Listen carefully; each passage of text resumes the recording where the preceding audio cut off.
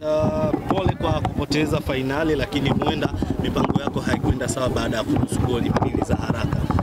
Kulikosekana umakini kiasi gani kwa wachezaji wako na kufanya mchezo kuwa mgumu zaidi, na pengine labda hata mipango uliyopanga kuibadilisha kwa wakati mmoja baada ya kuruhusu goli mbili za mwanzo? Kwanza niseme tunashukuru kwa kuwa na mechi nzuri ya kwanza kwetu, ambayo ni mechi yenye pressure, sio?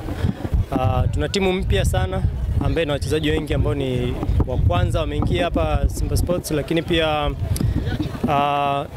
sisi pia tuko kwa ajili ya kuangalia wapi ambapo tumetoka na wapi ambapo tunaelekea kwa malengo ambayo tuko nayo.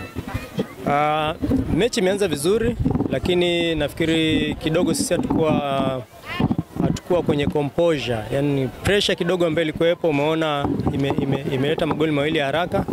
Sasa paka tumekuja kutulia baadaye na kuanza sasa kujaribu kutafuta nafasi za sisi kucheza na kufunga na maybe kuzuia tusifunge.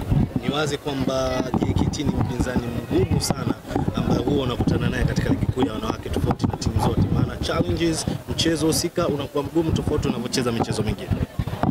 Ni kweli JKT ni timu nzuri. Of course kwa mimi ni mara ya kwanza nakutana nao, lakini tayari tuko na makocha ambao wana uzoefu na walikuwa nao.